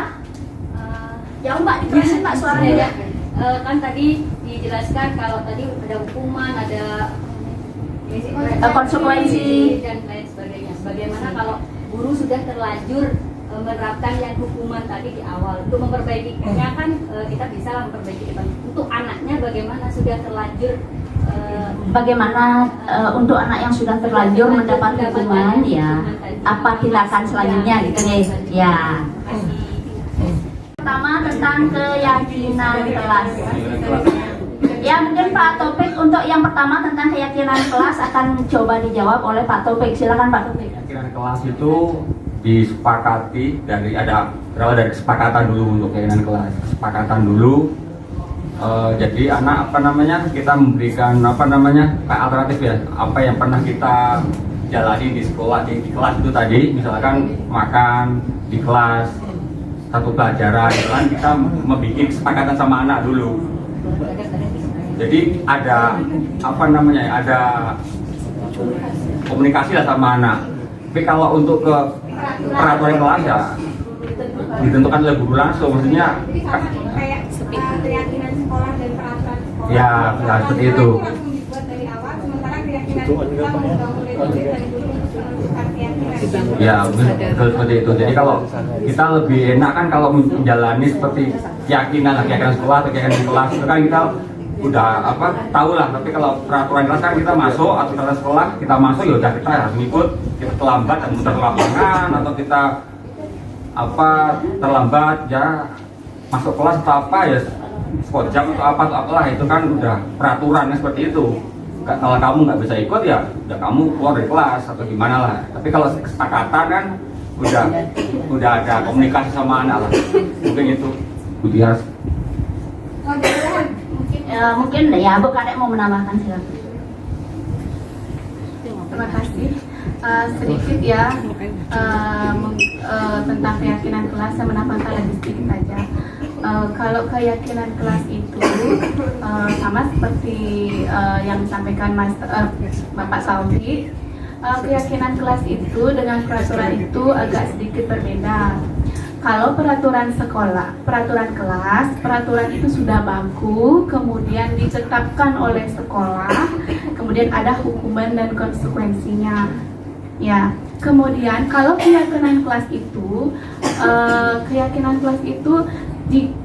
permasalahan yang terjadi kesehariannya terhadap anak dengan guru kelas ini ya, terhadap dengan guru. Nah itu dimunculkan, kemudian permasalahan sering terlambat atau dia berbicara di kelas, kemudian sering berkelahi atau menengok pacarnya seperti di kelas saya seperti itu kejadiannya. Akhirnya kami dia tidak terjadi kekacauan seperti itu, makanya kami membuat kesepakatan antara guru dengan murid kelas ini ya, antara guru dengan murid. Kemudian setelah kita membuat kesepakatan itu berasal dari aturan-aturan itu, kita diskusikan dengan murid. Nah setelah itu kita yakini dengan menggunakan dengan tidak menggunakan kata tidak.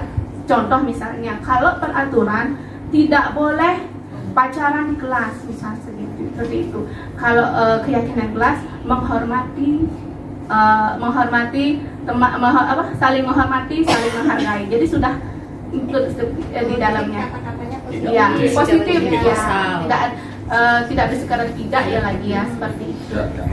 Tidak atau Menghindari kata tidak. ya, menghindari kata tidak gitu. Sebaiknya ya mungkin dengan bahasa lebih positif lah. Sebaiknya kalau makan jam sekian, sebaiknya kalau nanti kayak bermain TikTok atau sebaiknya di jam ya pulang sekolah. Jangan bermain di kelas, jangan itu tidak boleh. Begitulah. Meminimalisir ya begitu. Dan keyakinan kelas itu tidak terlalu banyak, yang mungkin 5 kalimat atau maksimal 6 dan begitu Bu ya. Iya, jangan terlalu banyak karena nanti anak-anak kasihan dia terlalu yakin banyak keyakinan. Iya, ya sedikit. Apa kondisi yang keseharian itu bagaimana? Itu yang kita yakini dengan anak dan muridnya. Kebanyakan harus keduanya. Ya, iya. Anaknya Iya. makanya kalian Iya. Mungkin ada yang teman bisa menambahkan lagi. Begitu kira-kira Mbak Tias. Jadi kalau saya simpulkan mungkin ya dari Pak Topik sama Bu Kadek tadi. Jadi kalau peraturan itu biasanya sepihak baku, itu ditetapkan oleh guru tanpa melibatkan murid. Kalau kesepakatan itu melibatkan semua yang ada di kelas. Jadi keyakinan itu adalah kesepakatan kita bersama. Jadi bukan hanya untuk murid saja, tapi untuk guru juga. Nah itu. Dan kata-kata kalau dari peraturan itu kan dia lebih konkret biasanya, langsung to the point gitu. Kalau keyakinan kelas itu lebih abstrak, dia lebih luas. Lebih sifatnya itu mengandung nilai-nilai kebajikan universal. Jadi tidak memfokuskan pada satu titik dan melihat dari sudut pandang positif. Itu juga kalau keyakinan itu kita murid yang lebih banyak menentukan, bukan kita sebagai guru hanya sebagai penuntun saja. Jadi kayak tadi itu dia mencari solusi akan masalahnya. Contohnya kalau yang sudah dijelaskan teman-teman terlambat atau makan harus jadi mungkin kita saling menghormati. Nah itu. Itulah. Kalau menghormati kan berarti lebih luas ya. Luas. Jadi kata-kata dari keyakinan kelas itu biasanya diambil dari nilai-nilai kebajikan universal seperti itu. Nilai-nilai kebajikan universal itu kan sudah tadi dijelaskan, ada mungkin ambil dari profil pelajar Pancasila, ada 9 pilar. Boleh nanti cari searching di internet atau nanti kita sharing ininya ya, sharing materi. Nanti mungkin bisa dicari-cari di situ di materi, kami sudah dapatkan materinya, nanti kita sharing. Jadi nanti yang terkait tadi tentang disiplin self disiplin itu yang lebih, jadi dia akan melakukan apa yang menjadi keyakinannya berasal dari motivasi intrinsik. Yang pertanyaan terakhir mungkin. Pertanyaan terakhir tadi dari Bu Sela tadi kan sudah dijelaskan hukuman, konsekuensi.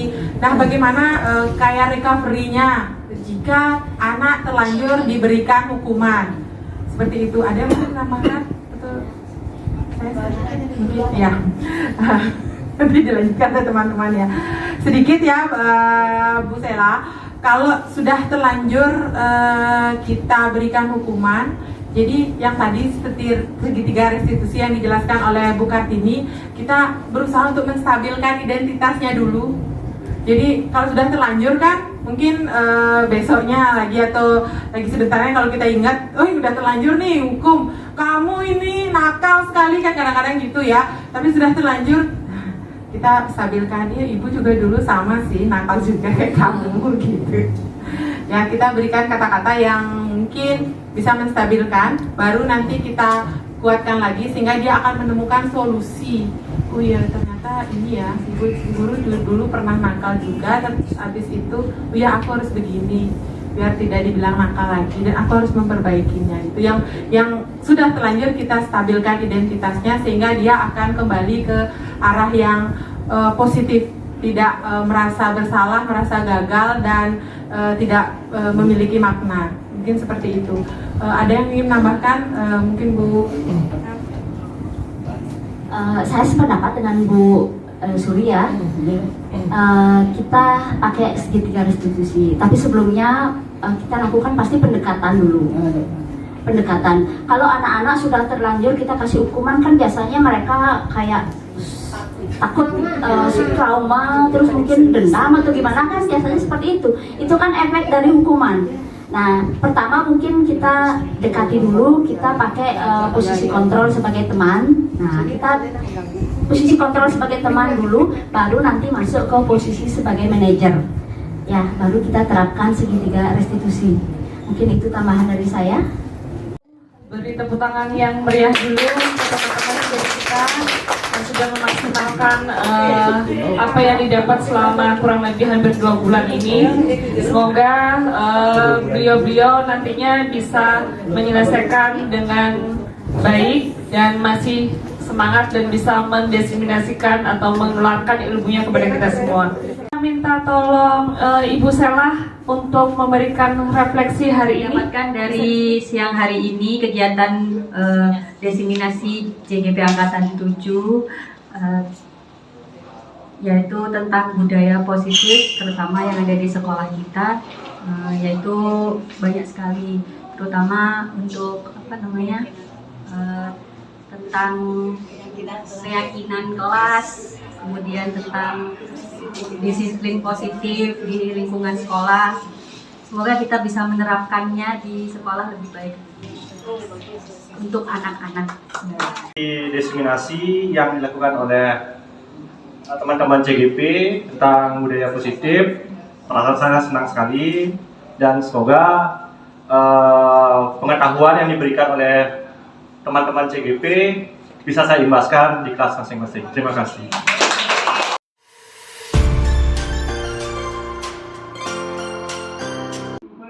Halo anak-anak. Selamat siang. Gimana kabar setelah libur kemarin? Sehat? Libur senang? Bagus. Nah, anak, di semester 2 itu apa harapan kalian tentang sekolah? Sekolah seperti apa? Bagus? Antar teman? Bagaimana? Ya, saling menghormati, saling menerima, sayang, ya. Kalau pagi datang sekolah bagaimana? Ya, oke, jam 7 tepat waktu ya, waktunya pas. Ya, sekarang kita akan membuat keyakinan kelas kita seperti apa. Ya, impian-impian kalian untuk sekolah kelas itu seperti apa. Bisa ditulis sekarang, Ibu bagi ya. Ibu akan bagi balon. Nanti kalian tulis kelas impian yang bagus itu seperti apa. Tulis di balon. Nanti ditiup dulu, ditulis ya. Nah, Ibu bagikan.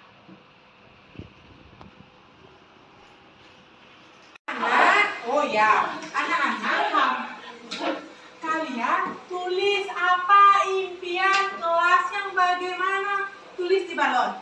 Oh, oke, tulis di balon. Ya, tulis.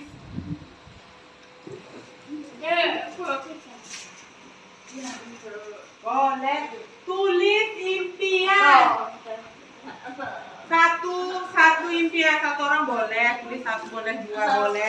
Nanti setelah itu tuliskan apa yang menjadi impiannya di sini. Biar kita tempel untuk menjadikan keyakinan kelas kita bersama.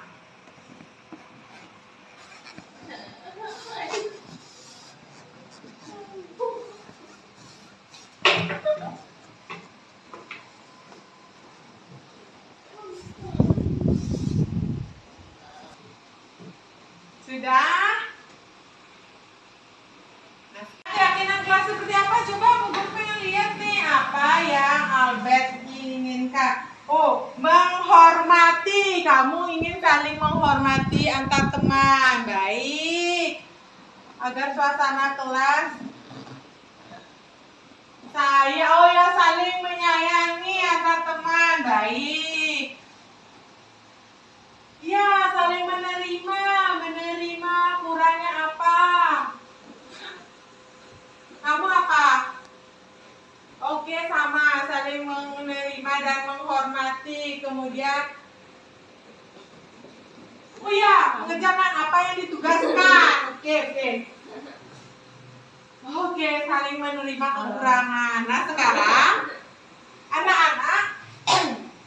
Itu keyakinan kelas yang sudah kita buat. Nah, sekarang kita bersama. Kalian kan sudah mengungkapkan keinginan masing-masing bahwa kelas kita ke depan kita sudah ada keyakinan. Nanti bersama kita laksanakan. Sekarang mari bersama kita ledakkan balon keyakinan kita agar nanti apa yang sudah kita buat itu kita kerjakan bersama ya.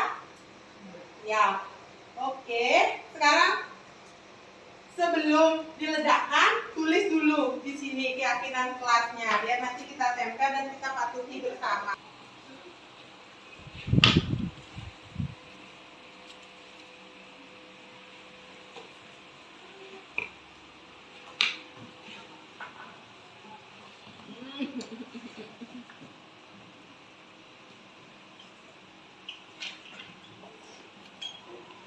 Sudah? Sekarang tempel di sini.